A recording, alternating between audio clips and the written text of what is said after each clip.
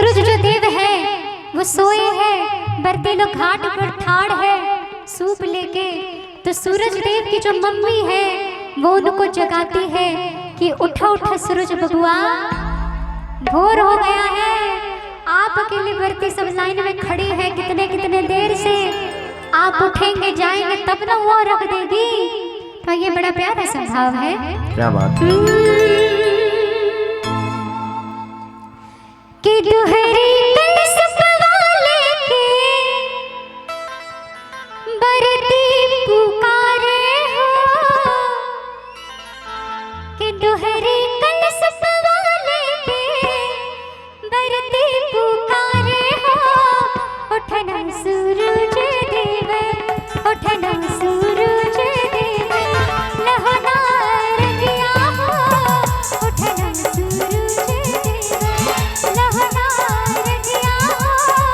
दोहरी कलश वाले के बरती पुकारे हो, दोहरी कलश वाले के बरती पुकारे हो। उठना सूरज देव, उठना सूरज देव, लहना रंगिया हो। उठना सूरज देव।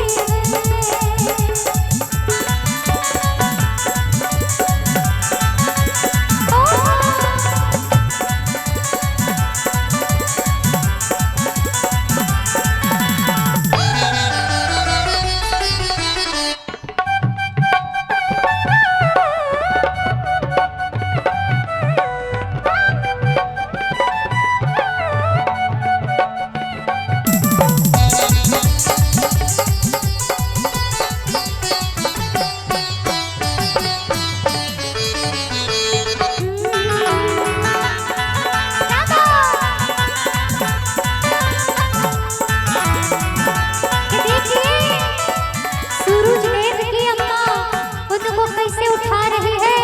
सूरज देव की अम्मा कहती है क्या, सूरज की अम्मा उनका कैसे जगावे हो।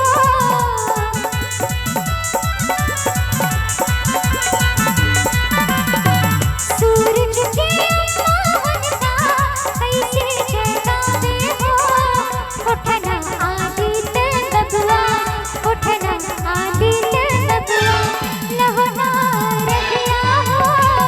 उठना आदित्य बबुआ, लहना रंगिया हो। उठना आदित्य बबुआ।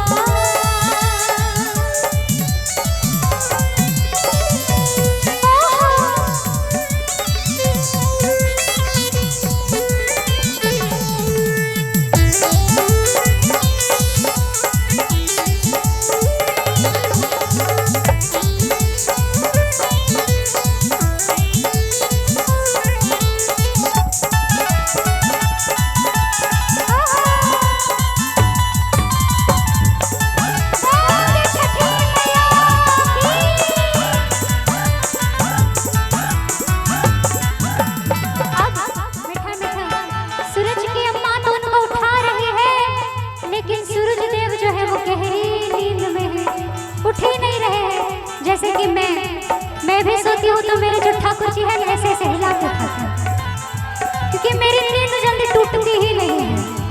तो वैसे ही जैसे मेरी नींद है वैसे सूरज देव की नींद है। अब उनकी मम्मी उठा रही है, उठे नहीं रहे हैं। निंदिया के मातल देवे, पलकों ना खोले हो।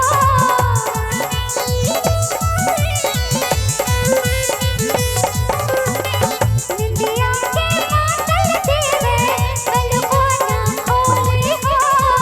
उठना आदित्य बबुआ, उठना आदित्य बबुआ, लहना रंगिया हो। उठना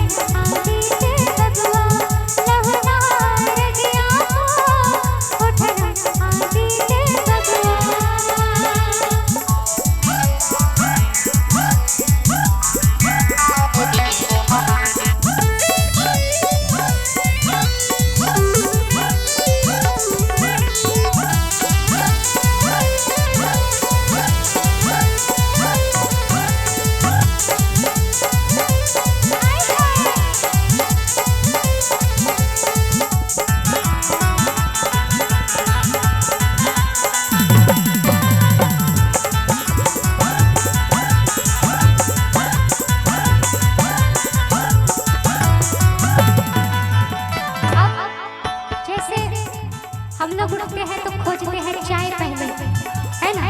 मैं भी उठती तो पहले चाय चाय उसके बाद ही मेरी नींद खुलती है, नहीं तो नहीं खुलती है। तो वैसे ही सूर्यदेव जी ऐसे आँख मिचते मिचते कह रहे मैं उठूंगा लेकिन मुझे क्या मिलेगा, क्या मिलेगा? तो उनकी अम्मा कहती है क्या?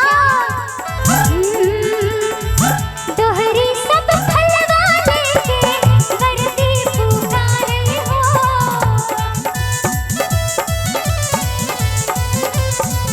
ए बबुआ, दोहरी सब फलवा लेके वर्दी पुकारे हो। उठना आदित्य बबुआ, उठना आदित्य बबुआ, लहोना रख गया हो। उठना आदित्य बबुआ, लहोना रख गया हो। उठना आदित्य बबुआ, लहोना रख गया हो।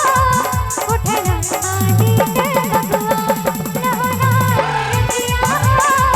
उठना आदित्य बबुआ, लहोना रख गया हो। उठना आदित्य बबुआ। क्या बात है। अगर अच्छा लगा तो जोरदार क्या? तालियों होगा, थोड़ी चाहिए जोरदार ताली ये होनी तो चाहिए। हो गया ना, और इस गीत पर खुश तो हो होकर गया भैया।